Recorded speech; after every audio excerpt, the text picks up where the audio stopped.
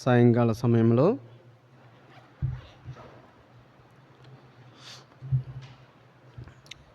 Bible study నిమిత్తమై తెస్సలోనికలకు రాసిన మొదటి పత్రిక,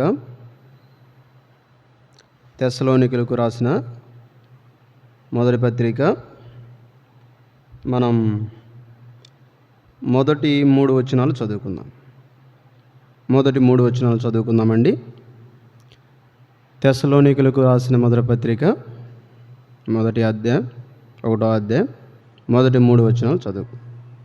తండ్రి అయిన దేవుని యందును ప్రభు అయిన యేసుక్రీస్తు నందును ఉన్న తెస్సలోనికీయుల సంగమునకు పౌలును సిల్వానును తిమోతియును శుభమని చెప్పి రాయినది. కృపయు సమాధానం మీకు కలుగునుగాక. విశ్వాసముతో కూడిన మీ పని, ప్రేమతో కూడిన మీ ప్రయాసమును, మన ప్రభు అయిన యేసుక్రీస్తు నందలి నిరీక్షణతో కూడిన మీ ఓర్పును మేము మన తండ్రి అయిన దేవుని ఎదుట మానక జ్ఞాపకం చేసుకొనుచు మా ప్రార్థనల యందు మీ విషయమై విజ్ఞాపన చేయుచు మీ అందరి నిమిత్తం ఎల్లప్పుడూ దేవునికి కృతజ్ఞతాస్తులు చెల్లించున్నాము. ప్రభు సాయం కొరకై ప్రార్థన చేసుకుందాం. ప్రేమగల తండ్రి యేసుక్రీస్తు వారి శ్రేష్టమైన ఘనమైన నామంలో మీకు వందనములు స్తోత్రములు చెల్లిస్తున్నాం నాయన. దయగల తండ్రి, దినమంతా కాచి కాపాడి భద్రపరిచి మా పనుల్లో వ్యాపారాల్లో ఉద్యోగ బాధ్యతల్లో తోడుగా ఉండి దయగల తండ్రి మీ సన్నిధికి మమ్మల్ని తీసుకొచ్చినందుకే మిమ్మల్ని స్తుతించి ఘనపరిచి ఆరాధిస్తున్నాం. ప్రభా మహాగణుడా, మహోన్నతుడా, పరిశుద్ధుడా మీకు వందనాలు చెల్లిస్తున్నాం. నా నామమున 2-3 ఎక్కడ కూడి ఉందరో అక్కడ నేను ఉంటానని మీరు సెలవిచ్చున్నారు. ప్రభా మీరు మా మధ్య ఉండండి, మమ్మల్ని సంధించండి, మాతో మాట్లాడండి.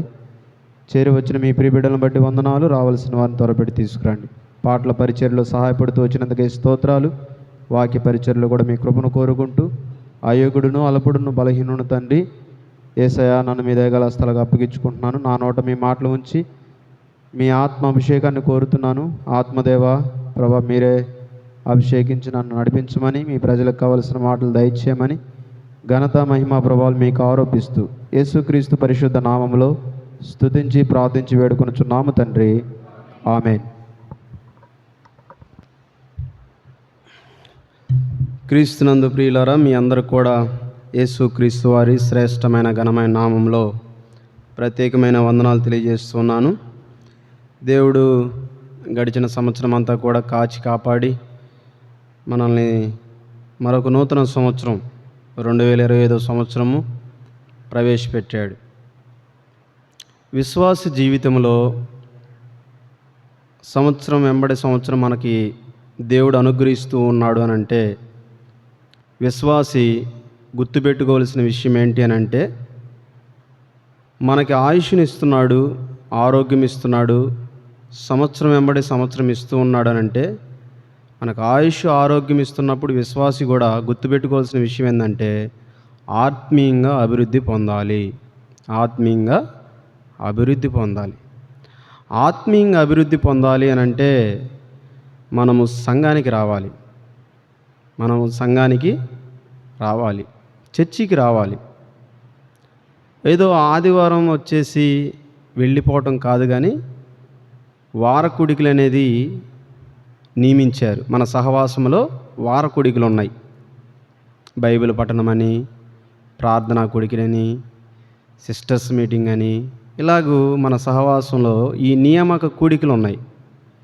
ఈ నియామక కూడికలకి ప్రతి ఒక్కరు కూడా హాజరు కావాలి. ఇప్పుడు ఆదివారం 70 మంది ఆరాధన చేయడానికి వస్తున్నారు. మిగతా వార కూడికల్లో కూడా అంతమంది కనపడితే ఎంత సంతోషం, ఎంత ఆనందం. దేవుడు కూడా ఆనందిస్తాడు, అయ్యో నా బిడ్డలు నా కొరకు ఇంతమంది వచ్చారా అని. కాబట్టి సంవత్సరాలు గడిచిపోతున్నాయి, ఇకనైనా రానివారు రావాలి. రానివారు రావాలి. రానివారి కొరకు మనం వచ్చిన వారు మనం ప్రార్థన చేయాలి. అందరూ రావాలి, అందరూ ఆత్మీయంగా బలపడాలి. సరే, ఇప్పుడు మనం చదివినటువంటి పత్రిక తెస్సలోనిక పత్రిక. ఈ పత్రిక మరి ఎవరు రాశారు అన్నప్పుడు అపోస్తలుడైన పౌలు రాశాడు. అపోస్తలుడైన పౌలు గారు క్రొత్త నిబంధనలో 14 పత్రికలు ఆయన రాశాడు. 14 పత్రికల్లో మరి ఈ తెస్సలోనిక పత్రిక కూడా ఒకటి. ఈ తెస్సలోనిక మొదటి పత్రిక, రెండవ పత్రిక. ఈ పత్రిక కొంతమంది బైబిల్ పండితులు ఏమంటారంటే అపోస్తులుడైన పౌలు రాసిన పత్రికలలో మొదటి పత్రిక అని అభిప్రాయం తెలియజేస్తూ ఉంటారు. కాబట్టి మనం ఒక పత్రికని ధ్యానం చేసేటప్పుడు ఆ పత్రిక యొక్క రాసింది ఎవరు, ఆ పత్రికను రాసింది ఎవరు అనేది మొట్టమొదటి గ్రంథకర్తను మనం జ్ఞాపకం చేసుకోవాలి. ఈ పత్రిక రాసింది ఎవరు? అపోస్తులుడైన పౌలు. ఈ తెస్సలోనికియా అనే ఈ మాట ఎలా వచ్చింది అని అంటే, నేను ఇంతకుముందు చెప్పినట్టు నాకు గుర్తు. ఈ తెస్సలోనికియా అనేది ఇది ఒక లేడీ పేరు, ఒక స్త్రీ పేరు. గ్రీకుల సామ్రాజ్యం, ఆ గ్రీకు సామ్రాజ్యాన్ని ఏర్పాటు చేసినటువంటి అలెగ్జాండర్ ద గ్రేట్ అని ఆయన సిస్టర్ నేమ్ అన్నమాట. ఇది ఆయన యొక్క చెల్లెల పేరు ఈ తెస్సలోనికియా. ఎందుకంటే ఒక పత్రిక మనం ధ్యానం చేస్తున్నప్పుడు ఆ పత్రిక యొక్క మూలాలు తెలుసుకోవాలి. ఆ పత్రిక యొక్క మూలాలు మనకు తెలిసి ఉండాలి. దాని యొక్క హిస్టరీ మనకు తెలుసుకోవాలి. జరిగినటువంటి విషయాలు ఏంటి అనేది ఆ పత్రిక యొక్క మూలాలు మనకు తెలుసుకుంటే పత్రికను అర్థం చేసుకోవడం కొంచెం సులభం అయింది అన్నమాట. కాబట్టి బైబిల్ స్టడీ అన్నప్పుడు మనం కొంచెం లోతుగా ధ్యానం చేసే పరిస్థితి ఉంటుంది. ఎంతోమంది ధ్యానం చేస్తూ ఉంటారు. అయితే ఇక్కడ మనం ధ్యానం చేసే ఈ పత్రికలో మరి గ్రంథకర్త ఎవరు? పౌలు అని చెప్పుకున్నాము. అసలు ఈ పేరు ఎలాగొచ్చిందంటే అలెగ్జాండర్, గ్రీకు సామ్రాజ్యాన్ని ఏర్పాటు చేసినటువంటి ఆ వ్యక్తి అలెగ్జాండర్ వాళ్ళ యొక్క సిస్టర్ నేమ్ అన్నమాట. తర్వాత ఈ పత్రిక, ఈ తెస్సలోనికియా అనేది ఒక పట్టణం. ఆ పట్టణానికి ఆమె పేరు పెట్టబడింది, పట్టణం అన్నమాట. ఈ పట్టణం ఎలాంటిది అని అంటే బాగా యూనివర్సిటీలు, చదువుకోవడానికి స్కూల్స్, ఒక విద్యపరంగా అభివృద్ధి పొందినటువంటి పట్టణం. విద్యపరంగా అభివృద్ధి పొందినటువంటి పట్టణం. బాగా చదువుకున్న వాళ్ళు, తత్వవేత్తలు, శాస్త్రవేత్తలు ఇలాగా ఈ పట్టణంలో ఉన్నారు. ఈ పట్టణం యొక్క పరిస్థితి ఎలాంటిదనంటే దీనికి ఓడరేవు ఉంది. సముద్ర ప్రాంతానికి ఆనుకొని ఉంటుంది పట్టణం. మీరు తర్వాత మ్యాపుల్లోకి వెళ్ళండి, వెనకమాల మ్యాపుల్లోకి వెళ్తే సముద్రానికి ఆనుకొని ఉంటుంది. అంటే ఓడరేవు కలిగినటువంటి పట్టణం ఇది. ఇక ఓడరేవు అనగానే మీ అందరికీ తెలుసు, ఓడలు వస్తూ పోతూ ఉంటాయి. అంటే ఎగుమతులు దిగుమతులు జరుగుతూ ఉంటాయి. అంటే వ్యాపార కేంద్రం. ఎక్కడైతే ఈ వ్యాపార కేంద్రం ఉంటుందో ఆ పట్టణం అంతా అభివృద్ధి పొందిద్ది. వ్యాపారం జరుగుతూ ఉందనుకోండి, చదువుకున్న వాళ్ళు ఉంటారు, చదువులేని వాళ్ళు ఉంటారు, వ్యాపారం చేస్తూ ఉంటారు. ఆటోమేటిక్గా పట్టణం అంతా ఏమైద్ది? అభివృద్ధి పొందిద్ది. తద్వారా అక్కడ ఉన్నటువంటి వారు ఎక్కువగా చదువుకోవడానికి కానీ, ఆ పట్టణం యొక్క పురోగతి ఏదైనా కూడా అభివృద్ధి చెందడానికి చాలా అవకాశం ఉంటుంది వ్యాపారం జరుగుతూ ఉంటే. ఓడరే ఉంది కాబట్టి షిప్మెంట్ జరుగుతూ ఉంటుంది. ఓడలు వస్తూ పోతూ ఉంటాయి కాబట్టి బాగా డబ్బులు వస్తాయి. కాబట్టి ఇప్పుడు మన ఆంధ్రాలో కాకినాడ ఉంది. ఎంతమందికి తెలుసు కాకినాడ? మీకు తెలుసు కదా, కాకినాడ పేరుని ఉంటారు. అక్కడ షిప్మెంట్ జరిగిద్ది. అంటే ఓడరే ఉంది, అది ఓడరే ఉంది. తర్వాత కృష్ణపట్నం, వైజాగ్, ఇలాగా ఓడరేవులు ప్రాంతాలు ఎన్ని. ఇప్పుడు వైజాగ్ పట్టణం చూడండి ఎంత అభివృద్ధి పొందింది. కారణం ఏంటి? ఎగుమతులు దిగుమతులు, ఇంపోర్టు ఎక్స్పోర్ట్ జరుగుతూ ఉంటుంది అన్నమాట. ఎగుమతులు దిగుమతులు జరుగుతున్నప్పుడు అక్కడ వ్యాపారం బాగా అభివృద్ధి పొందింది. అట్లాగా ఈ గ్రీకులు తర్వాత ఏం జరిగిందంటే రోమన్లు వచ్చారు. గ్రీకు సామ్రాజ్యం తర్వాత ఏ రాజ్యం వచ్చింది? రోమా సామ్రాజ్యం వచ్చింది. రోమన్లు వచ్చారు. ఈ తెస్సలోనికయ పట్టణం యొక్క పరిస్థితిని చూసి నలుదిక్కులకి వాళ్ళు ఏం చేశారంటే రోడ్లు వేశారు. రోమా అంటేనే రోడ్లు అని గుర్తుపెట్టుకోవాలి. రోమా అనే పేరు దాని అర్థం ఏంటంటే రోడ్లు అంటే దాని మూలార్థం వేరే ఉంటుంది. రోములు అంటే రోడ్లు వేయడం అన్నమాట. వాళ్ళు బాగా రోడ్లు వేశారు. ఈ ప్రాంతం నుండి మరొక ప్రాంతం, ఒక ఊరు వెళ్ళాలంటే ఒక ఊరు నుంచి మరొక ఊరు వెళ్ళాలంటే ఏం కావాలి? ఏం కావాలి? రోడ్డు కావాలి. రోడ్డు లేకపోతే మనం రవాణా చేయలేం, బస్సులు తిరగవు. కనీసం ఆటో రావాలన్నా ఏం కావాలి? రోడ్డు కావాలి. అట్లాగా రోడ్లు వేశారు, నలువైపులా రోడ్లు వేశారు. ఆ రోడ్లను బట్టి అపోస్తలుడైన పౌలు ఆ రోడ్ల ద్వారా వెళ్ళి కాలినడకన వెళ్ళి సువార్త చేయడం ద్వారా అద్భుత రీతిగా తెస్సలోనికలో సంఘం కట్టబడింది. ఐరోపా ఖండంలో ఏర్పడినటువంటి సంఘం అన్నమాట తెస్సలోనిక సంఘం. ఇక్కడ మాసిదోనియా, ఆకాయ. ఐరోపాలో 2 ప్రాంతాలు ఉంటాయి, మాసిదోనియా, ఆకాయ. మాసిదోనియాలో ఎన్ని సంఘాలు ఉన్నాయి? 3 సంఘాలు ఉన్నాయి. 1 ఫిలిప్పు, 2 తెస్సలోనిక, 3 బెరియా. అర్థమైందా? గుర్తుపెట్టుకోండి. మాసిదోనియా ప్రాంతం ఒకటి ఉంది ఐరోపా ఖండంలో, తర్వాత అకాయ ఉంది. మాసిదోనియాలో ఎన్ని సంఘాలు ఉన్నాయి? ఫిలిప్పు, తెస్సలోనిక, బెరియా. ఈ 3 సంఘాలు ఉన్నాయి. దాని కిందకు వస్తే మ్యాప్లో మీరు చూసుకోండి. తర్వాత కిందకు వస్తే ఏముంది? అకాయ ఉంది. అకాయలో ఎన్ని సంఘాలు ఉన్నాయి? 2 సంఘాలు ఉన్నాయి. అవేంటి? కొరంతి, ఏథెన్స్. ఈ సంఘాలలో అపోస్తలుడైన పౌలు తన 2వ మిషనరీ ప్రయాణంలో సేవ చేసి అద్భుత రీతిగా సంఘాలను కడుతూ వచ్చాడు. ఆ రోజు సైకిల్ కూడా లేదు. నడుచుకుంటూ ఖండాలకి తిరిగి అపోస్తలుడైన పౌలు సంఘాలను కట్టాడు. క్రీస్తు సువార్తను ప్రకటిస్తూ వచ్చాడు. ఈ పత్రిక గురించి ఎన్నో విషయాలు ఉన్నాయి. కొన్ని విషయాలు మీ ముందు పెడుతున్నాను. ఈ పత్రిక యొక్క ఉద్దేశం ఏంటి అంటే, శ్రమలలో విశ్వాసుల్ని బలపరుచుట. శ్రమలు వచ్చినాయి తెస్సలోనిక సంఘంలో ఉన్న విశ్వాసులకి. అయితే అపోస్తలుడైన పౌలు ఏం చేశాడు? బలపరిచాడు. 2వది, పరిశుద్ధులుగా వాళ్ళని ఉండమని చెప్పుట. పరిశుద్ధులుగా ఉండండి. అందుకే తెస్సలోనికి రాసిన మొదటి పత్రిక 4:7 మనము పరిశుద్ధులుగా ఉండుటకు పిలువబడితిమి అని అంటాడు. పరిశుద్ధులుగా ఉండుటకు పిలువబడితే. 3వ యొక్క ఉద్దేశం ఏంటి అంటే, ఈ పత్రిక యొక్క ఉద్దేశం ప్రభు రాకడ వస్తుంది. ప్రభుడు రాకడ కొరకు సంఘాన్ని సిద్ధపరుచుట. ప్రభు రాకడ కొరకు సంఘాన్ని ఏంటి? సిద్ధపరుచుట.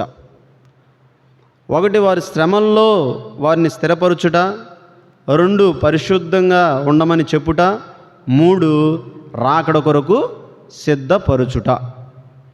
ఇది ఈ పత్రిక యొక్క ముఖ్య ఉద్దేశం. ఇక దీంట్లో ఉన్న ఈ పత్రికలో ఉన్న ముఖ్యమైన వ్యక్తులు ఎవరంటే, అపోస్తలుడైన పౌలు, తిమోతి, సిల్వాను, యాసోను అనే ఒక వ్యక్తి ఉంటాడు. యాసోను అనే వ్యక్తి ఉంటాడు.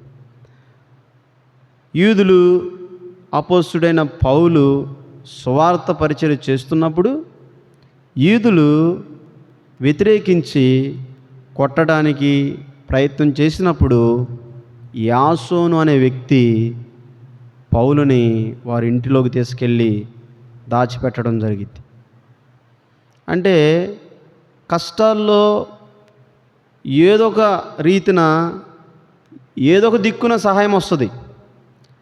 అక్కడ సహాయం చేసింది ఎవరంటే యాసోను అనే వ్యక్తి కూడా ప్రముఖమైన వ్యక్తి. ఈ తెస్సలోనిక పత్రికలో, ఈ తెస్సలోనిక సంఘములో ఒక ప్రముఖమైన వ్యక్తి. ఈ పత్రిక 2వ మిషనరీ ప్రయాణంలో అపోస్తలుడైన పౌలు పత్రిక రాశాడు. అయితే ఇక్కడ ఈ పత్రిక గురించి ఎన్నో విషయాలు ఇంకా ఉన్నాయి. కొన్ని విషయాలు మాత్రమే నేను చెప్పాను. ఇక్కడ చూసినట్లయితే రండి మన మనసులో వాక్యంపై నిలుపుదాం. ఈరోజు సాయంకాలపు వేళలో మన ధ్యానం ఏమిటి అనేది చూద్దాం.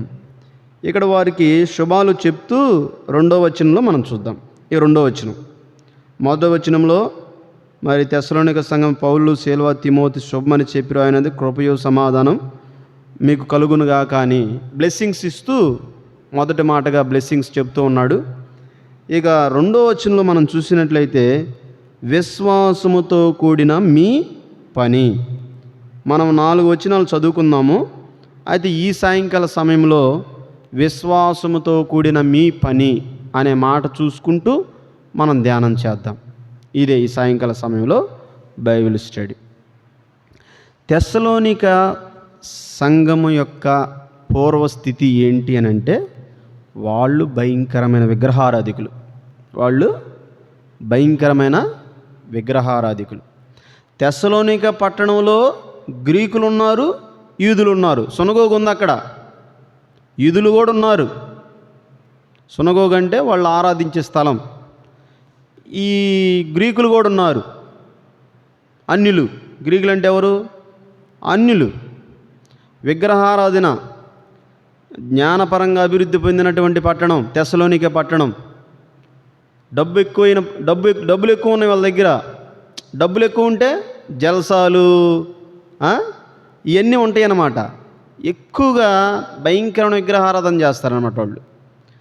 అయితే ఆ విగ్రహారాధన సమయంలో అపోస్తులుడైన పౌలు తెస్సలోనిక పట్టణాన్ని దర్శించి వాళ్ళకి సువార్త చెప్పాడు. సువార్త చెబితే అనేకులు నమ్మారు. కాబట్టి ఇక్కడ చూస్తే మొదటి మాటగా మనం చెప్పాలి అంటే వారి యొక్క విశ్వాసము ఏంటి? వాళ్ళ విశ్వాసం తెస్సలోనికలు రాసిన మొదటి పత్రిక 1వ అధ్యాయం 8వ వచనం. ఇక్కడ చూస్తున్నట్లే, కాబట్టి మాసిదోనియాలోను అకాయలోను విశ్వాసులకు మాదిరి అవుతారు. ఎందుకనగా మీ యొద్ద నుండి ప్రభువాక్యం మాసిదోనియాలోను అకాయలోను మ్రోగెను. అక్కడ మాత్రమే కాక ప్రతి స్థలమందును దేవుని ఎడల ఉన్న మీ విశ్వాసం వెల్లడాయను గనుక. దేవుని ఎడల ఉన్న మీ విశ్వాసము, దేవుని ఎడల ఉన్న మీ విశ్వాసం.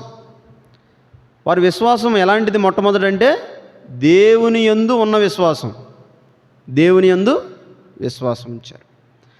కాబట్టి సంఘంలోకి వచ్చేవాళ్ళు కొంతమంది విశ్వాసంతో వస్తారు, కొంతమంది మామూలుగా జనరల్గా వచ్చేవాళ్ళు ఉంటారు. మెట్టుకు ఏదైనా కూడా సంఘంలో ప్రతి ఒక్కళ్ళు కూడా దేవుని యందు విశ్వాసం ఉంచాలి.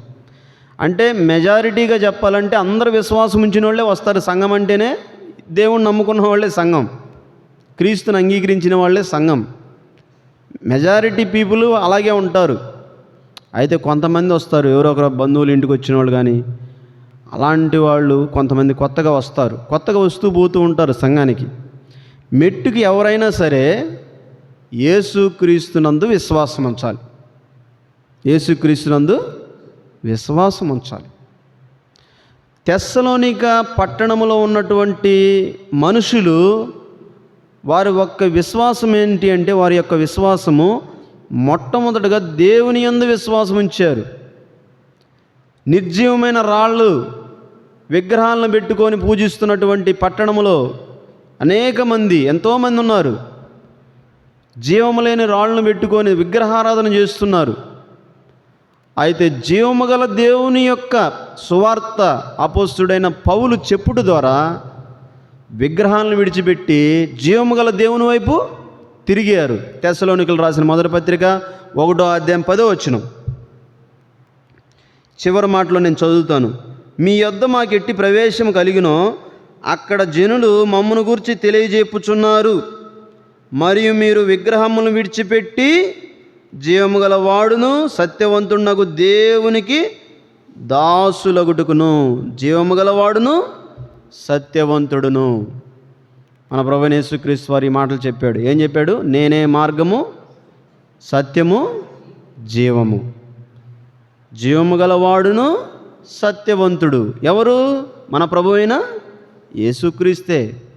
ఆయనలో జీవం ఉంది. అల్ఫాయి ఒమేగా నేనే, జీవించువాడును, నిరంతరము జీవించువాడును నేనే. ఆయన జీవిస్తున్నాడు. యూదులు వచ్చి నువ్వు తండ్రి అంటున్నావు ఏంటి, నీ దేవుని కుమారుడు అంటున్నావు ఏంటి అని అంటే, నువ్వు అసలు ఎప్పుడున్నావు ఏంటి అని అంటే, నేను అబ్రహాము పుట్టక మునిపే ఉన్నవాడని అని అంటాడు. అంటే ఆదిలోనే ప్రభువైన యేసుక్రీస్తు వారు ఉన్నాడు. ఈ ప్రపంచానికి దేవుడు ముగ్గురు వ్యక్తులుగా పరిచయం చేసుకున్నాడు. ఈ ప్రపంచానికి, ఈ భూగోళంలో నివసిస్తున్నటువంటి మానవ జాతికి దేవుడు ముగ్గురు వ్యక్తులుగా పరిచయం చేసుకున్నాడు. తండ్రి, కుమార, పరిశుద్ధాత్మ. తండ్రి, కుమార, పరిశుద్ధాత్మ అంటే ఈ తండ్రి, కుమార, పరిశుద్ధాత్మలు ఆదిలోనే ఉన్నారు. కాబట్టి ప్రియమైన వాళ్ళారా, ఇక్కడ చూసినట్లయితే ఆయన జీవము గలవాడు, జీవిస్తున్నవాడు, ఆయనలో జీవం ఉంది. కాబట్టి యేసుక్రీస్తునందు ఎవరైతే విశ్వాసం ఉంచుతారో అలాంటి వారికి ఏం కలిగిద్ది? నిత్య జీవం కలిగిద్ది. యేసుప్రభు వారు చెప్పాడు కదా, నా మాటలు విని నన్ను పంపిన వాని యందు విశ్వాసం ఉంచువాడు నిత్య జీవము గలవాడు, వాడు తీర్పులోనికి రాక మరణములో నుండి జీవములోకి దాటి ఉన్నాడు. యోహాను సువార్త 5వ అధ్యాయం 24వ వచనంలో మనం చూస్తాం. కాబట్టి ఆయన యేసుక్రీస్తు నమ్మితే ఏం కలిగిద్ది? మనిషికి జీవం కలిగిద్ది. ఇప్పుడు మానవుడు ఎలాగున్నాడు? క్రీస్తుకు దూరంగా ఉన్నటువంటి ప్రతి మానవుడు కూడా నిర్జీవులుగా ఉన్నారు. జీవం లేదు. బ్రతుకుతున్న పేరు మాత్రం ఉన్నది, కానీ వారు మృతులుగానే ఉన్నారు. అందుకే ఎఫెసీయులకు రాసిన పత్రికలు ఏమంటాడు? మీ అపరాధముల చేత, పాపముల చేత మీరు చచ్చిన వారై ఉండగా అంటాడు. అంటే మానవుడు క్రీస్తుకు దూరంగా ఉన్నంతకాలం, యేసుక్రీస్తును అంగీకరించినంత కాలము మానవుడు ఎక్కడుంటారంటే మరణంలో ఉంటాడు. అంటే ఆధ్యాత్మికమైనటువంటి స్పృహ ఉండదు, నిర్జీవుడు మానవుడు. ఎప్పుడైతే యేసుప్రభుని నమ్ముకుంటాడో, జీవముగల దేవుడు యేసుక్రీస్తును అంగీకరిస్తాడో ఆ వ్యక్తిలో ఏముంటుంది? ఆత్మీయ జీవం ఉంటుంది, ఆత్మీయమైన జీవం ఉంటుంది. కాబట్టి ఇక్కడ చూస్తే ఆ తెస్సలోనిక సంఘస్థుల యొక్క స్థితి ఎలాగుందమ్మా? జీవము గల దేవుణ్ణి అంగీకరించారు. కాబట్టి వాళ్ళు దేవుని యందు విశ్వాసం ఉంచారు. దేవుని యందు విశ్వాసం ఉంచుడు ద్వారా ఒకటి జీవం కలిగిద్ది, రెండోది ఏముంటుంది? ఎన్నో విషయాలు చెప్పవచ్చు. రోమిలకు రాసిన పత్రిక 10వ అధ్యాయం 9వ వచనం. రోమిలకు రాసిన పత్రిక 10వ అధ్యాయం 9వ వచనం ఇక్కడ ఏమని ఉంటుంది? అదేమనగా, యేసు ప్రభు అని నీ నోటితో ఒప్పుకొని దేవుడు మృతుల్లో నుండి ఆయన లేపినని నీ హృదయమందు విశ్వసించిన ఎడల నీవు రక్షింపబడుదువు.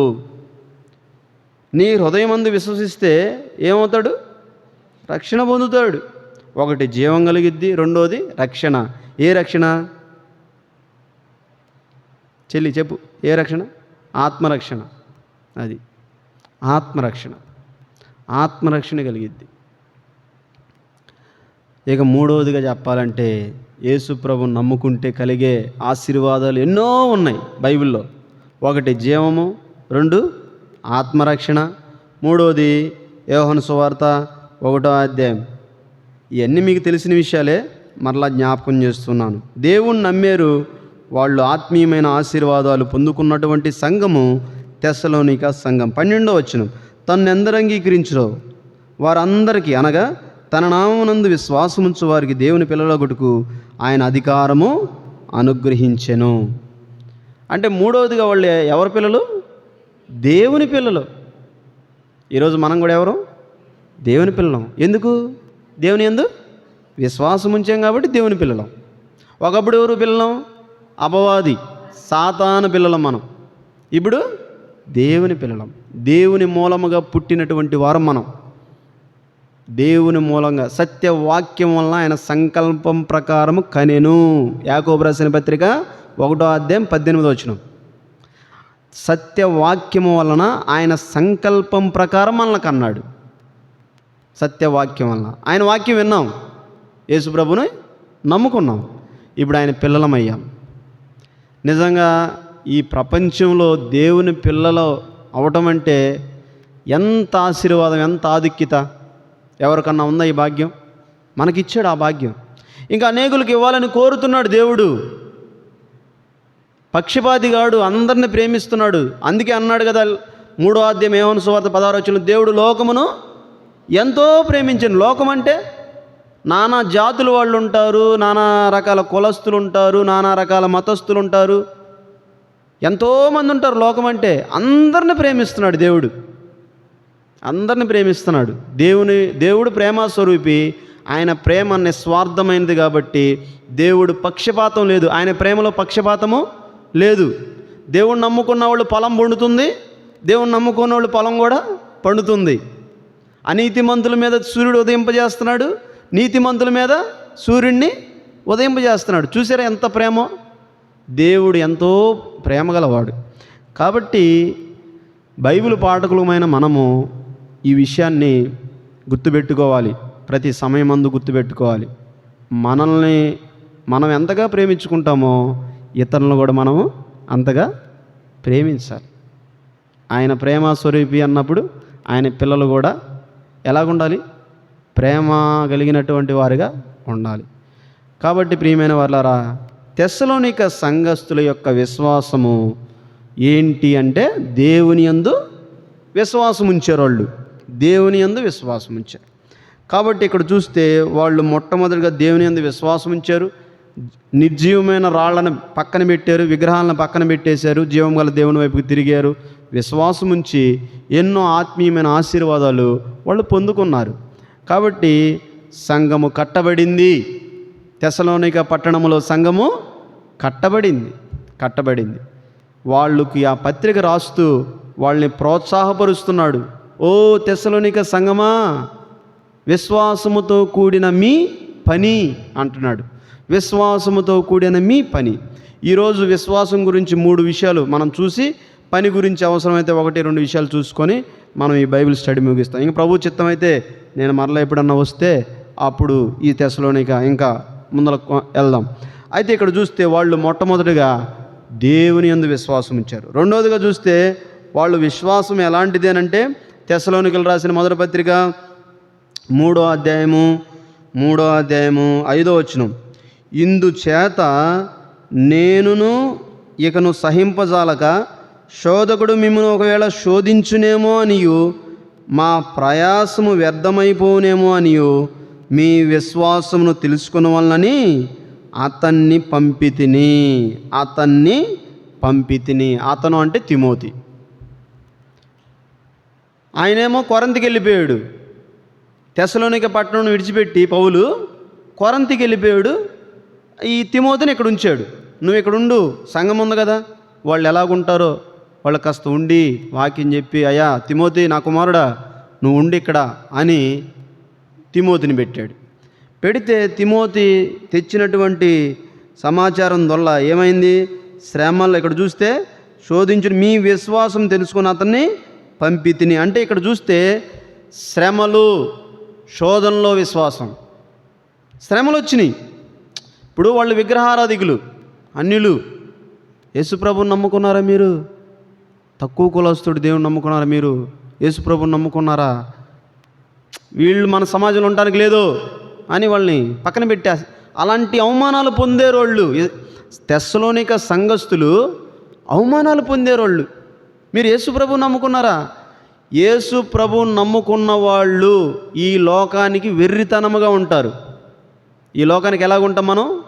వెర్రితనముగా ఉంటాం. వాళ్ళకి తెలియదు మన భక్తి, మన యొక్క పద్ధతులు వాళ్ళకి తెలియదు. అసలుకి క్రైస్తవుడి యొక్క పద్ధతులు ఎలాంటి అంటే ప్రపంచంలో ప్రశస్తమైనటువంటివి. బల్ల గుద్ది చెప్పగలను ఈ మాట నేను. ప్రపంచంలో క్రైస్తవుడి యొక్క పద్ధతులు ప్రశస్తమైనవి అంతే. ఇంకా క్రైస్తవుడి యొక్క పద్ధతులు ఎలాంటి అంటే ప్రశస్తమైనవి అని చెప్పగలను నేను అంతే. మన పద్ధతులు మిగతా వాళ్ళు ఎవ్వరూ పాటించరు. అంత ప్రశస్తమైనటువంటి వాళ్ళం మనం. ఆయన రక్తంలో కడగబడి విమోచింపబడ్డ మనం. ప్రశస్తమైనటువంటి పద్ధతులు. అయితే వాళ్ళు పద్ధతులు వేరుగా ఉంటాయి. వాళ్ళు ఆరాధన, వాళ్ళ భక్తి సపరేట్గా ఉంటుంది. అందుకే యేసుప్రభు వారు ఏమన్నాడు? నేను మిమ్మల్ని లోకములో నుండి ఏర్పరుచుకుంటుని, మీరు లోక సంబంధులు కారు అన్నాడు. లోకం మిమ్మల్ని ద్వేషించిద్ది అని అంటాడు. ఎందుకు? అది నన్ను ఎరగదు. లోకము నన్ను ఎరగదు కాబట్టి లోకం మిమ్మల్ని ఏం చేసిద్ది? ద్వేషించిద్ది. ఈరోజు ఎన్ని కుటుంబాల్లో ఇలాంటి పరిస్థితులు. మందిరానికి వెళ్తున్నావా? యేసుప్రభుని నమ్ముకున్నావా? మనకు లేరా దేవుళ్ళు అనేవాళ్ళు ఎంతమంది కుటుంబాల్లో? ఈ హింస ఎంతోమంది కుటుంబాల్లో ఉంటుంది. కొన్ని కుటుంబాల్లో ఉంటుంది. భర్తలు వస్తే భార్యలు రారు, భార్యలు వస్తే భర్తలు రాని పరిస్థితులు ఎన్నో ఉంటాయి. అయినా పర్వాలేదు, మనం ప్రార్థన చేయాలి. ఏం చేయాలి? మనం ప్రార్థన చేయాలి. ఖచ్చితంగా దేవుడు సాయం చేస్తాడు. కాబట్టి ఇక్కడ చూస్తే వాళ్ళ గురించి ఏమని రాస్తాడు రండి. వాళ్ళు పడిన హింసలు, శ్రమలు ఏంటో మనం చూద్దాం. 2వ అధ్యాయం 14 వచ్చిన తెస్సలోనిక రాసిన మొదటి పత్రిక 2వ అధ్యాయం 14 వచ్చిన ఏమంటది? అవును సహోదరులారా, మీరు యోదయాలో క్రీస్తు యేసునందున్న దేవుని సంఘమును పోలి నడుచుకుని వారైతిరి. వారు యూదుల వలన అనుభవించినట్టు శ్రమలే మీరును మీ సొంత దేశస్థుల వలన అనుభవించితిరి. సొంత కుటుంబీకులు, సొంత బంధువులు, సొంత వాళ్ళ వలన తెస్సలోనిక పట్టణంలో ఉన్న విశ్వాసులు ఏమి శ్రమలు అనుభవిస్తూ వచ్చారు. కాబట్టి ప్రియమైన వాళ్ళారా, ఇక్కడ చూస్తే ఈ శ్రమల్లో కూడా వాళ్ళ విశ్వాసం ఎక్కడ సన్నగిల్లలేదు. దేవుడు మాకు తోడుగా ఉన్నాడు, దేవుడు మేము నమ్ముకున్నాం, మాకు అదే చాలు. మీరు హింస పెడతారా, తిడతారా, అవమానిస్తారా, దేవునికి స్తోత్రం, దేవునికి స్తోత్రం, ప్రైజ్ ది లార్డ్ అని చెప్పేసి వాళ్ళు ముందరకు సాగిపోతూ వెళ్ళారు. శ్రమల్లో, కష్టాల్లో వారికి ఉన్నటువంటి విశ్వాసం. కష్టాలు వస్తాయి, శ్రమలు వస్తాయి, శోధనలు వస్తాయి. అయితే వీటన్నిటిలో మనం ఏం చేయాలంటే విశ్వాసం ఉంచాలి. దేవుని యందు విశ్వాసం. దేవుడు మనకు తోడుగా ఉంటాడని దేవుణ్ణి నమ్ముతూ మనం సాగిపోయేవారిగా మనం ఉండాలి. అందుకే పేతురు రాస్తాడు. ఏమని రాస్తాడు? పేతురు రాసిన మొదటి పత్రిక 1వ అధ్యాయము, పేతురు రాసిన మొదటి పత్రిక 1వ అధ్యాయం 6వ వచనం. ఇందువలన మీరు మిక్కిలి ఆనందించుచున్నారు కానీ అవసరమును బట్టి నానా విధములైన శోధనల చేత ప్రస్తుతమును కొంచెము కాలం మీకు దుఃఖము కలుగుచున్నది. నశించిపోవు సువర్ణము అగ్ని పరీక్షల వలన శుద్ధపరచబడుచున్నది కదా. దానికంటే అమూల్యమైన మీ విశ్వాసం ఈ శోధనల చేత పరీక్షకు నిలిచినదై యేసుక్రీస్తు ప్రత్యక్షమైనప్పుడు మీకు మెప్పు, మహిమ, ఘనత కలుగుటకు కారణమగును. యేసుక్రీస్తు వచ్చినప్పుడు ఏమైద్ది? మెప్పు, మహిమ, ఘనత కలిగిద్ది విశ్వాసులకి. శ్రమలు, ఈ శ్రమల్లో అమూల్యమైన మీ విశ్వాసం, అమూల్యమైన విశ్వాసం. ఈ తెస్సలోనిక సంఘములో ఉన్నటువంటి విశ్వాసులకు శ్రమలు కలిగినప్పుడు వాళ్ళు ఎలాగున్నారు? విశ్వాసముతో సాగిపోతూ వచ్చారు. అందుకే యేసుప్రభువారు అన్నాడు, లోకములో మీకు శ్రమ కలుగును, ఆయనను ధైర్యం తెచ్చుకునుడి, నేను లోకమును జయించి ఉన్నాను. యోహాను సువార్త 16వ అధ్యాయం 33వ వచనంలో చూస్తాం. లోకంలో మీకు శ్రమ కలుగును, ఆయనను ధైర్యం తెచ్చుకోండి, నేను లోకమును జయించి ఉన్నాను అని అన్నాడు. కాబట్టి వాళ్ళు ప్రభు మాటల్ని మనస్కరించుకున్నారు. ప్రభు మాటల్ని వాళ్ళ హృదయమైన పలకల మీద రాసుకున్నారు. తద్వారా వాళ్ళు ధైర్యం తెచ్చుకొని శ్రమల్లో సాగిపోతూ వచ్చారు.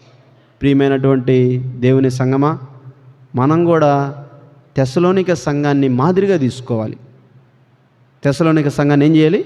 మాదిరిగా తీసుకోవాలి. మాదిరిగా తీసుకొని సాగిపోయే వారిగా మనం ఉండాలి.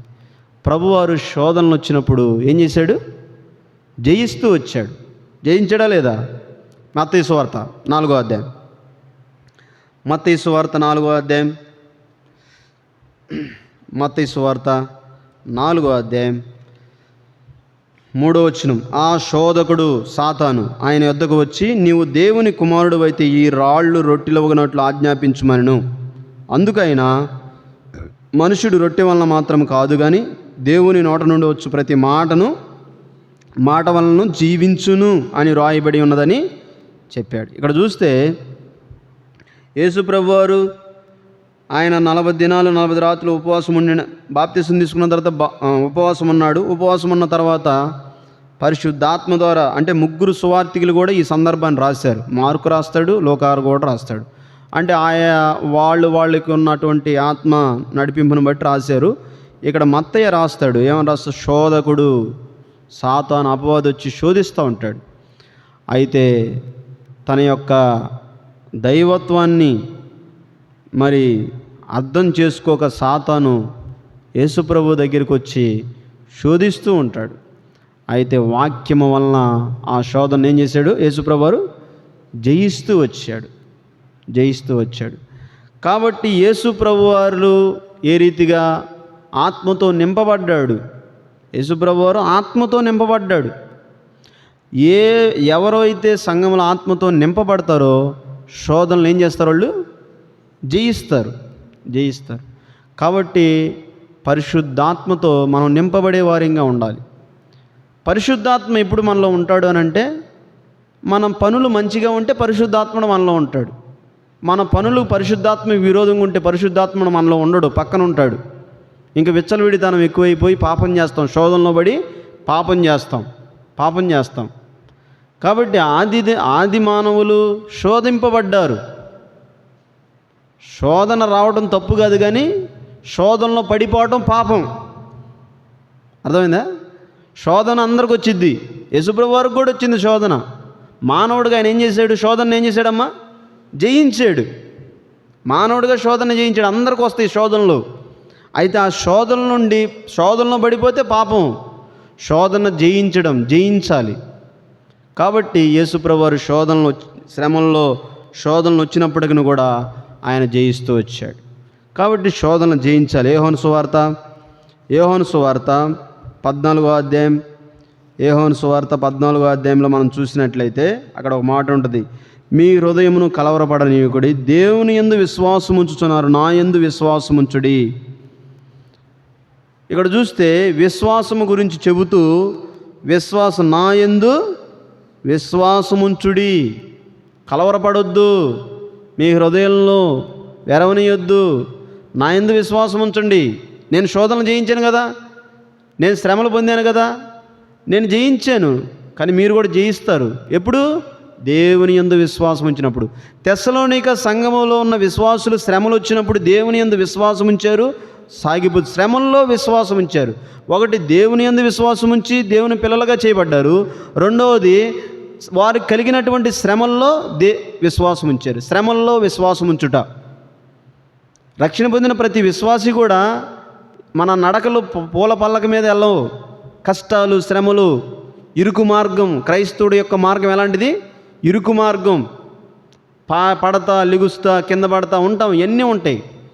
అయితే వీటన్నిటిలో కూడా మనం జయం పొందాలంటే విశ్వాసముతోనే అది సాధ్యం. కాబట్టి ఇక్కడ చూస్తే వాళ్ళు విశ్వాసం. యోహాను రాసిన మొదటి పత్రిక 5వ అధ్యాయం, యోహాను రాసిన మొదటి పత్రిక 5వ అధ్యాయం 4వ వచనం. యోహాను రాసిన మొదటి పత్రిక 5వ అధ్యాయము 4వ వచనం. దేవుని మూలముగా పుట్టిన వారందరూ లోకమును జయించుదురు, లోకమును జయించిన విజయము మన విశ్వాసమే. మనం ఎవరి మూలంగా పుట్టాం? దేవుని మూలంగా పుట్టాం.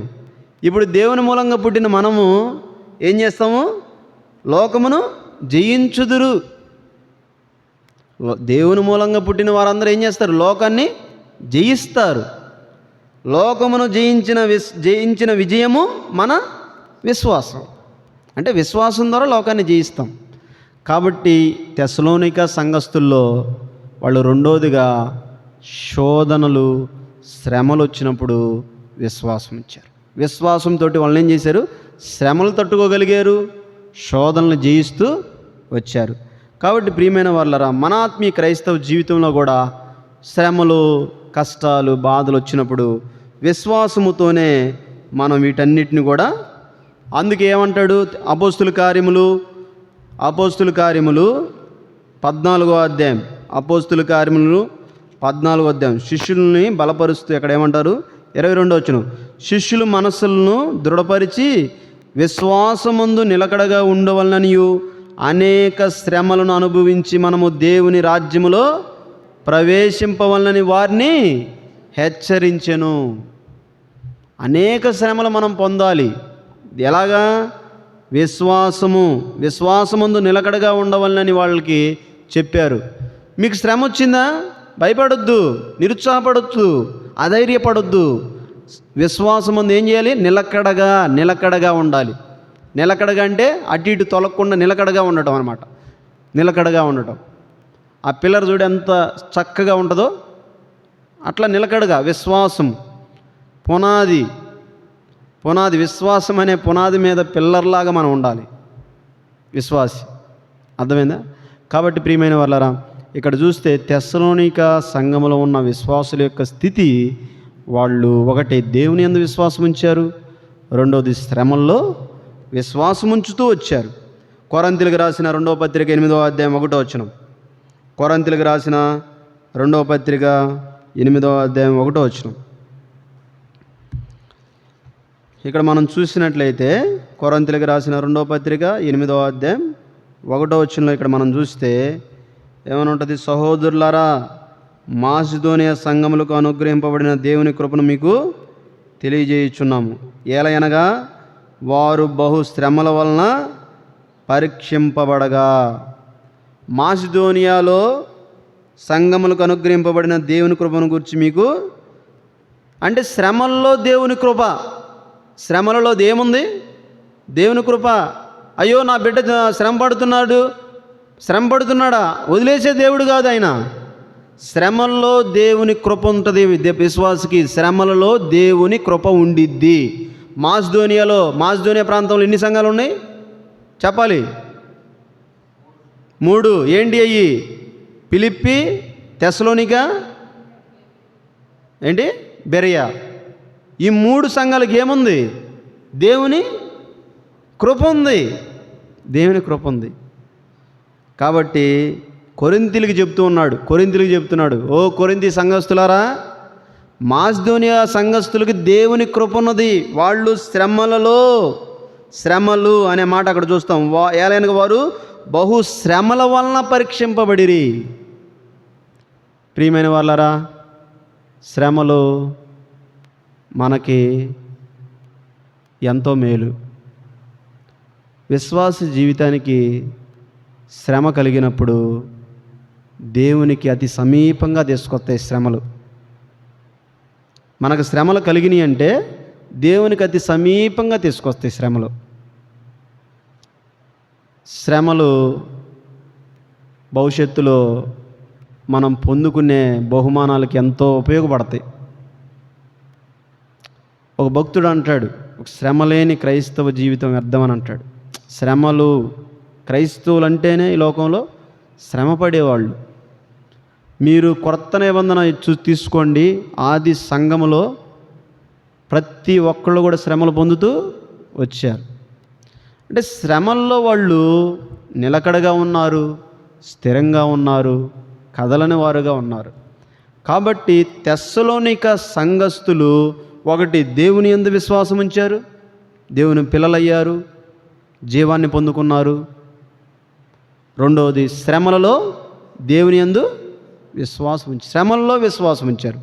మూడోది చూద్దాం రండి. తెస్సలోనికలు రాసిన మొదటి పత్రిక ఇక్కడ చూసినట్టయితే 1వ అధ్యాయం 2వ వచనం. విశ్వాసముతో కూడిన మీ పని. ఇక్కడ చూస్తే వారి యొక్క విశ్వాసము ఎలాగుందంటే, మూడో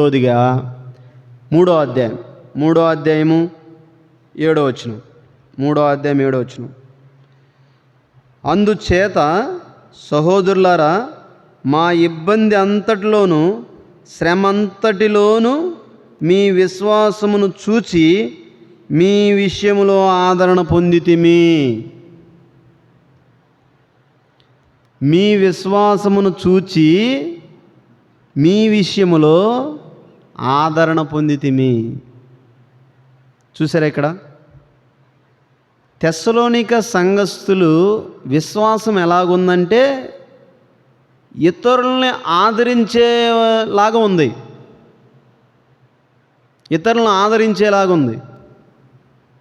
మన విశ్వాసం ఇతరులకు ఆదరణ కలుగజేయాలి. సంఘములో విశ్వాసము ఇతరులకు ఆదరణ కలుగజేయాలి. కుటుంబంలో ఉన్న విశ్వాసము ఇతరులకు ఆదరణ కలుగజేయాలి. కుటుంబంలో ఉన్న పెద్ద విశ్వాసము ఉన్న వాళ్ళందరికీ ఆదరణ కలుగజేయాలి. సంఘములో ఉన్న విశ్వాసము ఇతర సంఘాలకు ఆదరణ కలుగజేయాలి. సంఘములో ఉన్న విశ్వాసము ఎంతోమంది ఆదరించేవారిగా మనం ఉండాలి. ఇక్కడ చూస్తే తెస్సలోనిక సంఘములో వారి యొక్క విశ్వాసం ఎలాగుందంటే ఇతరుల్ని ఆదరించేలాగుంది. కాబట్టి ఆదరణ. కొంతమంది నిరుత్సాహపడిపోతుంటారు, కొంతమంది బాధ, కొంతమంది వేదన. ఇలాంటి సందర్భాల్లో మనం ఇతరులకు ఏం చేయాలంటే ధైర్యం చెప్పాలి. ఏం చేయాలి? ధైర్యం చెప్పాలి. ధైర్యం చెప్పినప్పుడు ఆ విశ్వాసాన్ని, అలాగే మాట్లాడే మాటలు కూడా మనం ఎలా మాట్లాడాలంటే విశ్వాసముతో కూడినటువంటి మాటలు వాళ్ళతో మాట్లాడాలి. ప్రభు సాయం చేస్తాడు, ప్రభు ఉన్నాడు, ఇదిగో వాక్యం ఇలా చెప్తుంది అని తీసి వాళ్ళతో మాట్లాడినప్పుడు వాళ్ళకి ఎలాగ ఉండాలి? ఆదరించే విధంగా ఉండాలి. కాబట్టి ఇక్కడ చూస్తే తెస్సలోనిక సంఘములో 3వ అధ్యాయం 7వ వచనం చూస్తే, మీ విషయంలో ఆదరణ పొందితిమి, మీ విశ్వాసమును చూచి ఆదరణ పొందితిమి అన్నాడు. అపోస్తుడైన పౌలులో ఒక బాధ ఉంది, ఒక వేదన ఉంది. ఏంటి అని అంటే, నేను సంఘాన్ని కట్టాను, వాళ్ళకి శ్రమలు కలిగినాయి, వాళ్ళకి బాధలు కలుగుతున్నాయి. ఈ బాధల్లో, ఈ కష్టాల్లో, ఈ శ్రమల్లో ఒకవేళ తొలగిపోతారేమో, మరలా లోకాని వైపు వెళ్ళిపోతారేమో, మళ్ళా ప్రభుని విడిచిపెట్టి లోకం వైపు కలిసిపోతారేమో, లోకంలోకి వెళ్ళిపోతారేమో అని బాధపడుతూ ఉన్నాడు. అర్థమైందా మీకు? బాధపడుతూ ఉన్నాడు. ఇక్కడ బాధపడుతూ ఉంటే తిమోతి సమాచారాన్ని తీసుకొచ్చాడు. వాళ్ళు విశ్వాసమందు బలంగా ఉన్నారు అనగానే ఎలాగుంది? ఆ బాధ పోయి ఆదరణ కలుగుతుంది.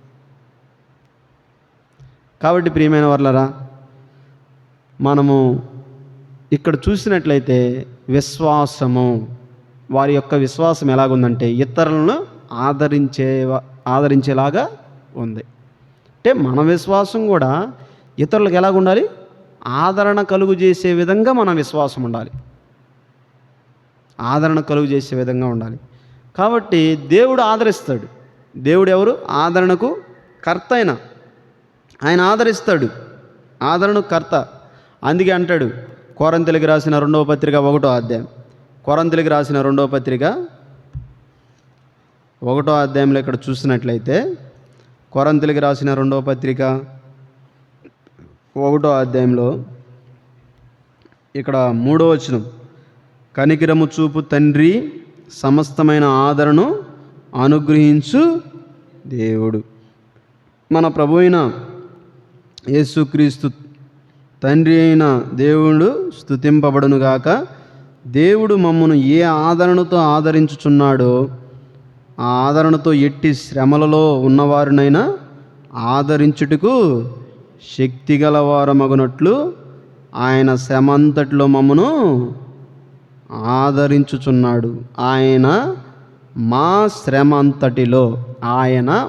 శ్రమంతటిలో ఏం చేస్తున్నాడు? ఆదరించుచున్నాడు. కాబట్టి మనకు శ్రమలు, కష్టాలు వీటన్నీ కలిగినప్పుడు ఆదరించబడతాం. ఎవరి ద్వారా?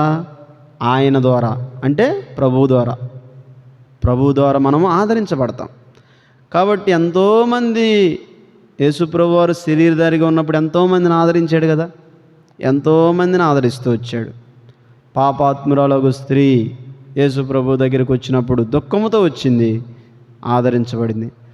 నాయుని విధవరాలు, కుమారుడు చనిపోయాడు, బాధ, బతికించాడు, ఆదరించబడింది. ఆయన ఆదరణకు కర్త. ఆయన నామానికి ఆయన ఆపాదించబడినటువంటి పేర్లు ఎన్నో ఉన్నాయి. యేసు ప్రభు వారికి ఆపాదించబడినటువంటి పేర్లు ఎన్నో ఉన్నాయి. సమాధానకర్త, ఆదరణకర్త, కృపగలవాడు, ప్రేమగలవాడు, ఎన్నో పేర్లు మనకు ఆయనకి ఆపాదించబడ్డాయి. అయితే ఒకటి, ఆయన ఆదరణకర్త. శ్రమలలో ఆయన ఆదరిస్తాడు, కష్టాల్లో ఆయన ఆదరిస్తాడు. అయితే ప్రియమైన వారు ఇక్కడ చూస్తే పౌలుకి బాధ, వేదన, కష్టం ఉన్నప్పుడు ఆ సమాచారం తీసుకొచ్చారు వీళ్ళు. తెస్సలోనిక సంఘస్థులకు పర్వాలేదు, వాళ్ళు విశ్వాసమందు స్ట్రాంగ్గానే ఉన్నారు, నిలకడగానే ఉన్నారు అన్నప్పుడు వాళ్ళ విశ్వాసాన్ని బట్టి ఈయనకేం కలిగింది? ఏం కలిగిందండి? ఆదరణ కలిగింది. కాబట్టి మనల్ని బట్టి ఇతరులకు కూడా ఆదరణ కలగాలి. మనం విశ్వాసమును బట్టి ఇతరులకి ఆదరించేవారిగా మనం ఉండాలి. అపోస్తుల కార్యములు 15వ అధ్యాయం 31వ వచనం. అపోస్తుల కార్యములు 15వ అధ్యాయం 31వ వచనం. ఇక్కడ చూస్తే ఇక్కడ కూడా మరొక మాట చూస్తాం, ఆదరణ అనే మాట. 15వ అధ్యాయం 31వ వచనం ఏమనుంది? వారు దానిని చదువుకొని అందువలన ఆదరణ పొంది సంతోషించిరి. వారు దానిని చదువుకొని. కొన్ని తప్పుడు బోధలు ఆది సంఘంలో బయలుదేరాయి. కొంతమంది ఏమో ధర్మశాస్త్రాన్ని పాటించాలి, సున్నతి పొందిన వాళ్ళే, మరి వాళ్ళ నియమాలు, కొన్ని తప్పుడు బోధలు బయలుదేరినప్పుడు అక్కడ ఉన్నటువంటి ప్రజలు తికమకలో ఉన్నారు. అదేంది ఇలాగ బోధలో ఉన్న తికమక పరిస్థితుల్లో అక్కడ వారి కోసం ఒక పత్రిక రాసి మరి బర్నబా పౌలు చేత ఆ పత్రికను పంపించినప్పుడు అక్కడ ఉన్నవాళ్ళు ఆ పత్రిక చదువుకొని ఏం చేశారు? వారు దానిని చదువుకొని అందువలన ఆదరణ పొంది సంతోషించిరి. గలతీ సంఘంలో కూడా తప్పుడు బోధలు. అందుకే అంటాడు, ఓ అవివేకులైన గలతీయులారా, మీరు విశ్వాసము ద్వారా ఆత్మను పొందితిరా, ధర్మశాస్త్ర సంబంధమైన క్రియల వలన ఆత్మను పొందితిరా? మీరు మొదట విశ్వాసముతో ఆరంభించి శరీరానుసారంగా పరిపూర్ణులగుదురా అని అంటాడు. కాబట్టి ప్రియమైన వాళ్ళరా, ఇక్కడ చూస్తే విశ్వాసము ద్వారానే మనం ఆత్మను పొందుకుంటాము అనేది వాక్యం చెబుతుంది. విశ్వాసము ద్వారానే మనము ఆత్మ ద్వారా నడిపించబడతామని వాక్యం చెబుతుంది. అయితే తప్పుడు బోధలు ఏంటంటే, విశ్వాసం ఉంచబడలే, ధర్మశాస్త్రం పాటించు ఆత్మను పొందుకుంటావు, ధర్మశాస్త్రం పాటిస్తే నీతిమంతుడిగా అవుతావు, విశ్వాసం ఉంచు ధర్మశాస్త్రం కూడా పాటించని ఒక రకమైన బోధలు వచ్చినాయి. ఆ బోధనలను ఖండిస్తూ ఆ రోజు జనరల్ బాడీ మీటింగ్ జరిగింది 15వ అధ్యాయంలో. ఆ 15వ అధ్యాయంలో వారి అందరూ పెద్దలు, యాకోబు వాళ్ళు నిర్ణయం చేసి ఒక పత్రిక రాసి పంపించినప్పుడు ఆ పత్రిక చదువుకొని అక్కడ ఉన్న విశ్వాసులు బలపడి ఆదరించబడ్డారు. కాబట్టి ప్రియమైన వాళ్ళరా, ఈరోజు ఎన్నో తప్పుడు బోధలు బయలుదేరుతున్నాయి. ప్రపంచవ్యాప్తంగా తప్పుడు బోధలు బయలుదేరుతున్నాయి. తప్పుడు బోధలనేవి పండిన పంట మీద చీడ పురుగు ఎలాగ వాలి పంటనంతా నష్టం చేసిద్దో, ఈ తప్పుడు బోధకులు, తప్పుడు బోధలు అనేది చీడ పురుగులు లాంటి వాళ్ళు. సంఘంలో తప్పుడు బోధలు ఖండిస్తూ రావాలి. తప్పుడు బోధల్ని విశ్వాసులు ఎప్పుడు ఖండిస్తారు? వాక్యం మనలో ఉన్నప్పుడు తప్పుడు బోధలను ఖండిస్తాం. వాక్యం మనకు తెలియకపోతే తప్పుడు బోధలు నమ్ముతాం. యేసుప్రభు దేవుడు కాదు, ఎవరు చెప్పారు దేవుడని అని బైబిల్ ఎక్కడ చూపించు అని అంటాడు తప్పుడు బోధకుడు వచ్చి. యెహోవా సాక్షులు వచ్చి ఎక్కడ చూపించు, బైబిల్ ఎక్కడుంది? ఎక్కడ లేదు. వాస్తవానికి ఎక్కడ లేదు. ఆత్మీయంగా అర్థం చేసుకోవాలి కొన్ని విషయాలు. లేనంత మాత్రాన యేసుప్రభు దేవుడు కదా? ఖచ్చితంగా ఆయన పరిపూర్ణమైన దేవుడు, పరిపూర్ణమైన మానవుడు. ఆయన గురించి ఎన్నో విషయాలు చెప్పవచ్చు. కాబట్టి ఈ విషయాలు ఎప్పుడు మనం ఖండిస్తామంటే మనలో వాక్యము ఉన్నప్పుడు. వాక్యం లేకపోతే తప్పుడు బోధలు ప్రమాదంలో పడిపోతాము. కాబట్టి ప్రియమైన వాళ్ళరా, ఇక్కడ ఆదరణ. ఒక కుటుంబం ఇలాగే తప్పుడు బోధలో పడిపోయింది. ఎక్కడంటే చేంకుర్తి దాటిన తర్వాత అంకులు నేను వస్తూ ఉన్నాం, ఎక్కడికో మీటింగ్కి వెళ్ళి వస్తూ ఉన్నాం. రాత్రి 9 ఆ టైంలో కనిగిరి దగ్గర ఏదో మీటింగ్, ఎక్కడో దర్శి ఎక్కడో మీటింగ్కి వెళ్ళి వస్తూ ఉంటే యెహోవా సాక్షులు వచ్చి ఆ కుటుంబంలో తప్పుడు బోధ చేశారు. ఆయన నమ్మాడు, తప్పుడు బోధ నమ్మాడు. ఆయన నమ్మి నెమ్మది లేదు, సమాధానం లేదు. ఆ అక్క ఏమో బాధపడతా ఉంది, ఏంది ఈ పరిస్థితినని. అప్పుడు వెళ్ళి అంకులు ప్రార్థన చేసి వాక్యం చెప్తే కొంచెం తెప్పరిల్లారు, తమాయించుకున్నారన్నమాట. కాబట్టి ఎందుకు చెప్తున్నానంటే ఈ విషయం, తప్పుడు బోధల వల్ల కుటుంబాల్లో నెమ్మది ఉండదు, ఆదరణ ఉండదు. అయితే ఇక్కడ తప్పుడు బోధలు జరుగుతుంటే వాళ్ళు చదువుకొని, ఆ పత్రిక ఏం చేశారు, చదువుకొని 15వ అధ్యాయం 37 వారు దానిని చదువుకొని, అంటే వారు రాసిన పత్రికను చదువుకొని అందువలన ఆదరణ పొంది సంతోషించిరి. అపోస్తుల కార్యములు 15వ అధ్యాయం 31. కాబట్టి ప్రియమైన వాళ్ళారా, ఇక్కడ మనము ఆదరణ వాక్యము ద్వారానే చదువుకున్నారు. ఏం చదువుకున్నారండి చెప్పాలి? ఏం చదువుకున్నారు? వాక్యమే కదా, వాక్యమే కదా రాసింది వాళ్ళు, దేవుని వాక్యానే కదా. భక్తుడు ఏమంటాడు దావీదు, నీ వాక్యము నన్ను చెప్పాలి, మీరు పూర్తి చేయాలి.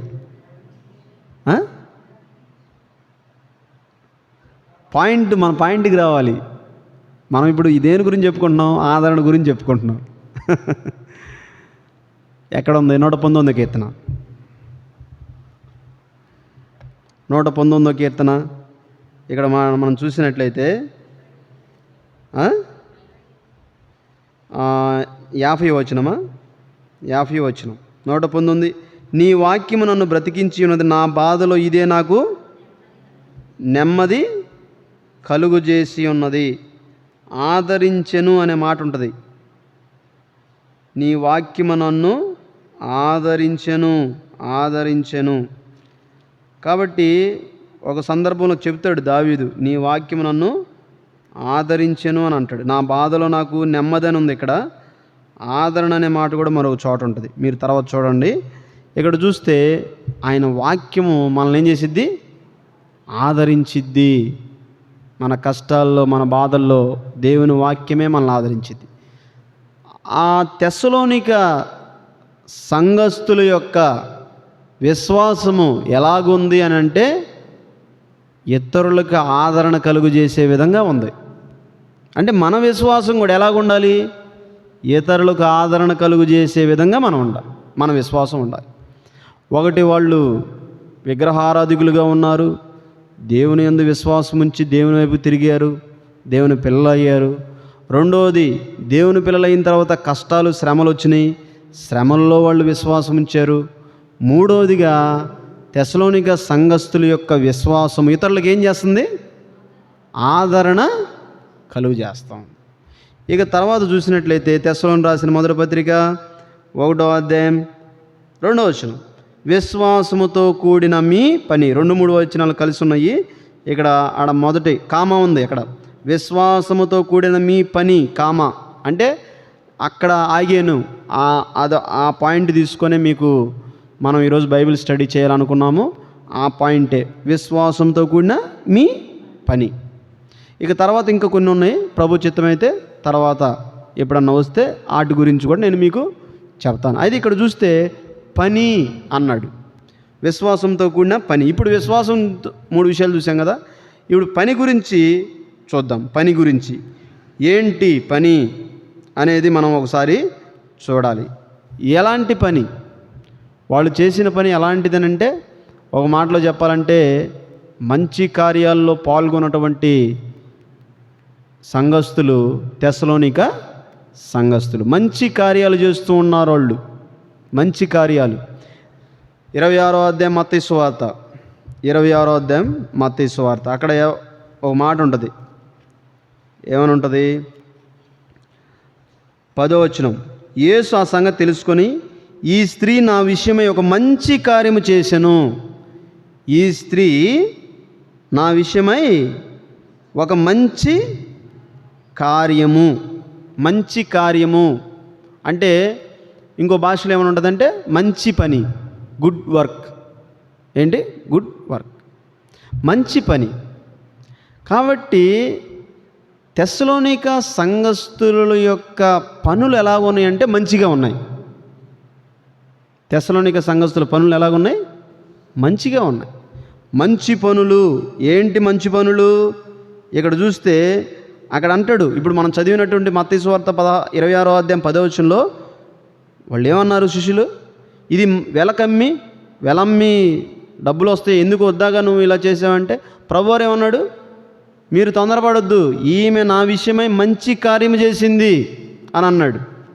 అంటే ఏంది అక్కడ ఏం చూపిస్తుంది? తనకున్నది సమర్పించుకుందామే. కాబట్టి ఇక్కడ మనకు జ్ఞాపకం చేస్తున్న విషయం ఏంటి అని అంటే సమర్పణ. మంచి పని అంటే సమర్పించుకోవటం. మంచి పని అంటే సమర్పించుకోవటం. మంచి పనుల గురించి ఎన్నో చెప్పొచ్చు. ఒకటి ఏంటంటే సమర్పణ. వెల, డబ్బులు, సమర్పణ. కాబట్టి తెస్సలోనిక సంఘస్థుల యొక్క పనులు ఎలాగున్నాయంటే సమర్పణ కలిగినటువంటి వాళ్ళు సమర్పణ కలిగినటువంటి వాళ్ళు. అందుకే అంటాడు తెస్సలోనికలు రాసిన మొదటి పత్రిక 1వ అధ్యాయం 7వ వచనంలో, కాబట్టి మాసిదోనియాలోను అకాయలోను విశ్వాసులందరికీ మాదిరైతిరి. విశ్వాసులందరికీ ఏమయ్యారు? మాదిరి అయ్యారు. అకాయలో ఎన్ని సంఘాలు ఉన్నాయని చెప్పాను? 3 ఉన్నాయని చెప్పాను. మాసిదోనియాలో ఎన్ని సంఘాలు ఉన్నాయని చెప్పాను? 3 ఉన్నాయని చెప్పాను. అకాయలో ఎన్ని ఉన్నాయన్నాను? 2 సంఘాలు ఉన్నాయను. ఈ 5 సంఘాలలో ఒక సంఘము అది తెస్సలోనిక. ఈ తెస్సలోనిక సంఘము మిగతా వాళ్ళందరికీ ఎలాగున్నారమ్మా? మాదిరిగా ఉన్నారు. ఇప్పుడు నేనున్నాను, నాకు మాదిరి మరొక వ్యక్తి, ఆయన్ని బట్టి నేను ఉన్నాను. మెట్టుకి విశ్వాసులకి మాదిరి ఎవరంటే ప్రభువే. తర్వాత సంఘంలో ఉన్నటువంటి, అందుకే అంటాడు నేను ప్రభువును పోలి నడుచుకున్నాను, మీరు కూడా నన్ను పోలి నడుచుకోండి అని అంటాడు. పౌలేమో ప్రభువును మాదిరిగా తీసుకున్నాడు. పౌలు ఏం చెప్తున్నాడు సంఘానికి? నన్ను మాదిరిగా తీసుకోండి అని అంటున్నాడు. కాబట్టి మాదిరి ఇదిరి అని అంటే వీళ్ళలో ఉన్న పనులు వాళ్ళలో ఉన్నాయి కాబట్టి వీళ్ళు మాదిరి అయ్యారు. ఏంటి వాళ్ళలో ఉన్న పని? చెప్పాను కదా, మాసిదోనియాలో మొదటి సంఘం పేరేంటి?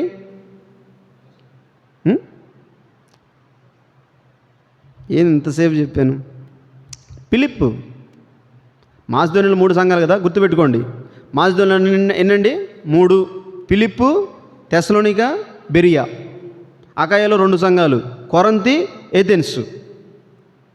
ఈ విషయాలు గుర్తుపెట్టుకోవాలి. మనం బైబిల్ స్టడీ చేస్తున్నప్పుడు ఏంటంటే ఖచ్చితంగా గుర్తుపెట్టు. నేను ఇప్పటికి ఎన్నోసార్లు చెప్పా ఈ విషయాలు, ఇప్పటికే ఎన్నో చెప్పా. అయితే మాసిదోనియాలో ఉన్న సంఘము ఫిలిప్పి సంఘం ఉంది కదా.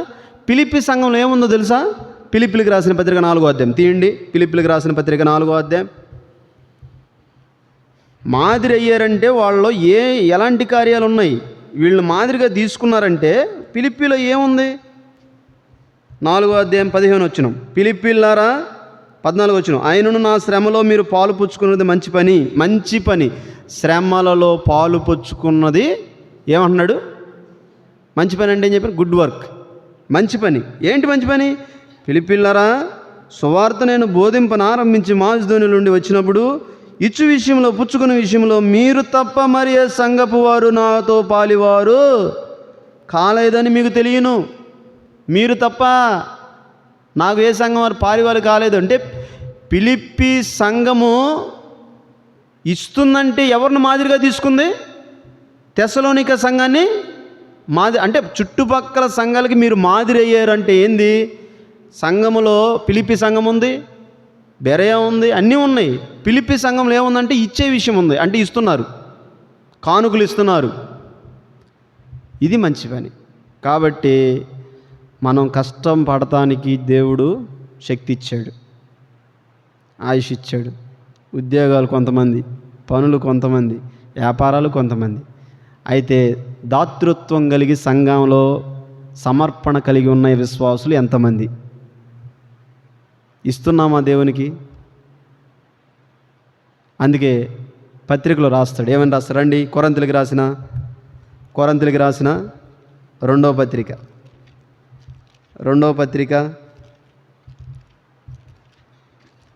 9వ అధ్యాయం 5వ వచనం. కాగా లోగడిచ్చిదమని మీరు చెప్పిన ధర్మము పిసినితనముగా ఇయ్యక ధారాళముగా ఇయ్యవలనని చెప్పి సహోదరులు మీ యొద్దకు ముందుగా వచ్చి దాన్ని జమ చేయుటకై వారిని హెచ్చరించుట అవసరమని తలంచితిని. కొంచెముగా విత్తువాడు కొంచెముగా పంటకోయను, సమృద్ధిగా విత్తువాడు సమృద్ధిగా పంటకోయను అని ఈ విషయమై చెప్పవచ్చును. సణుగు కొనకయు బలవంతముగా కాకయు ప్రతివాడు తన హృదయములో నిశ్చయించుకున్న ప్రకారం ఇయ్యవలను. దేవుడు ఉత్సాహముగా ఇచ్చువాని ప్రేమించును. దేవుడు ఉత్సాహముగా ఇచ్చువాన్ని ఏం చేస్తారు? కొంచెముగా ఇత్తువాడు కొంచెముగా పంట కోయను.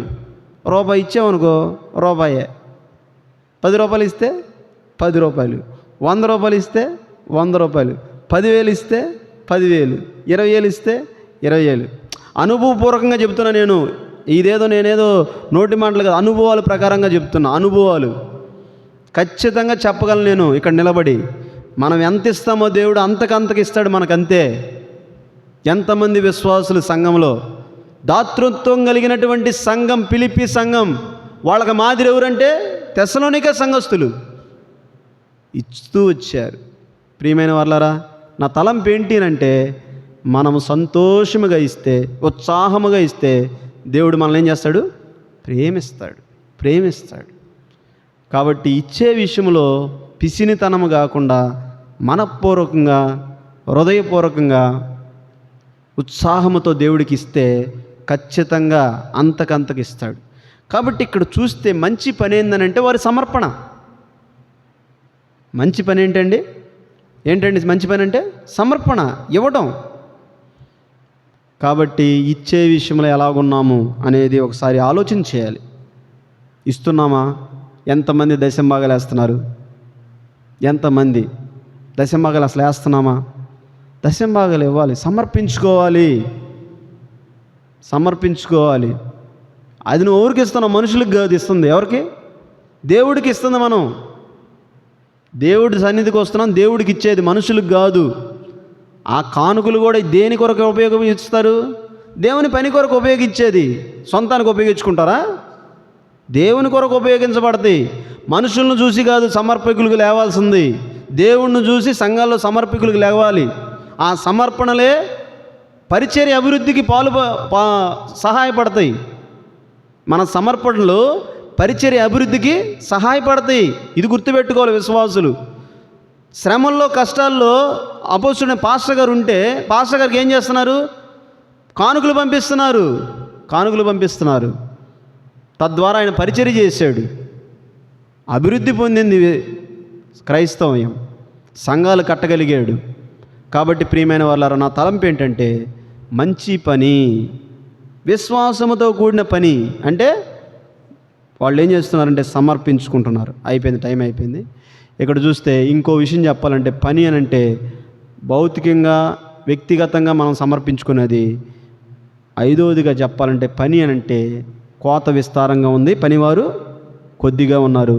పనివారు కొరకు కోత యజమానుని వేడుకొనుడి. అంటే దేవుని పొలములో పని ఉంది, దేవుని సంఘంలో ఏముంది? పని ఉంది. పని చేయాలి, దేవుని పని చేయాలి. ప్రపంచంలో ఉన్న పనులన్నిటికంటే గొప్ప పని దేవుని పని. విలువైనది, అమూల్యమైనది, అక్షయమైనటువంటి పని దేవుని పని. ఒక దినం వస్తాడు యజమానుడు, ఒకడికి 10 తలాంతులు ఇచ్చాడు, 5 తలాంతులు ఇచ్చాడు, ఒకడికి 2 ఇచ్చాడు, ఒకటి ఇచ్చాడు. యజమానుడు వెళ్ళాడు దూరదేశానికి, మరలా వచ్చాడు, లెక్క చూసుకోవడానికి వచ్చాడు. మన పరలోకపు యజమాని ప్రభువైన యేసుక్రీస్తు వారు పరలోకానికి ఆరుణమై వెళ్ళిపోయాడు. తిరిగి రాబోతున్నాడు ఆయన వచ్చినప్పుడు సంఘంలో ఉన్న సంఘ పెద్దలు కావచ్చు, పరిచారకులు కావచ్చు, పాస్టర్లు కావచ్చు, ఎవరైనా సరే ఆ యజమానుడి ఎదుటి నిలబడాలి. నిలబడినప్పుడు మన పని ఎలాగుందో చూసి మనకు పనికి తగిన ప్రతిఫలం దయచేస్తాడు. పని ఉందా? పని చేస్తున్నామా? ఇది ఆత్మ సంబంధమైన పని. ఉన్న పనుల కంటే గొప్ప పని, విలువైన పని ఏంది అని అంటే దేవుని పని. దేవుని పని చేసినప్పుడు, నమ్మకంగా పని చేసినప్పుడు, ఇదిగో బడా నమ్మకమైన మంచి దాసుడా, ఈ 10 పట్టణం మీద నువ్వు అధికారువుగా ఉన్నానంటాడు. లోకాసువార్తలో 19వ అధ్యాయం మనం చూస్తాం. లోకాసువార్తలో ఈ 10 పట్టణాల మీద నువ్వు అధికారువుగా ఉన్నానంటాడు. కాబట్టి పని చేసినప్పుడు మనకేమిస్తాడనంటే దేవుడు అధికారాలు ఇస్తాడు. 1000 ఏండ్ల పరిపాలనలో యేసుక్రీస్తు ప్రభువారు నీకు నాకు అధికారాలు ఇవ్వాలి అని అంటే మనలో ఏముండాలి? పని ఉండాలి. పని చేసేవారిగా ఉండాలి. ఎంతమంది అయితే పని చేస్తారో అలాంటి వారికి బహుమానాలకు తగినట్టుగా అధికారాలు కూడా అనుగ్రహించబడతాయి. ప్రియమైన సోదరి, ప్రభునందు ప్రియమైన వాళ్ళరా, యేసుక్రీస్తు వారు మొదటి రక్షకుడిగా వచ్చాడు. యావత్ మానవ జాతిని పాపము నిమిత్తమై పాప క్షమాపణ అనుగ్రహించడానికి పరలోక రాజ్యానికి ప్రవేశించడానికి ఆయన రక్షకుడిగా వచ్చాడు, సిలువలో ప్రాణం పెట్టాడు, రక్తం కార్చాడు, నీతిమంతులుగా మనల్ని చేశాడు. మళ్ళీ రెండోసారి రాబోతున్నాడు. ఆయన రాకడ కొరకు మనం సిద్ధపాటు కలిగి ఉండి ఆయన 1000 సంవత్సరములు భూమి మీద పరిపాలన చేయడానికి, ఆయన రాజ్యములో ఆయనతో మనం కూడా రాజ్య పరిపాలన చేయాలంటే దేవుని పని మనం చేసేవారిగా ఉండాలి.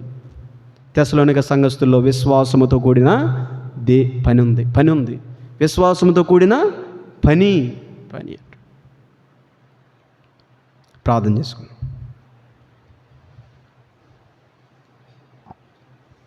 ప్రేమగల తండ్రి,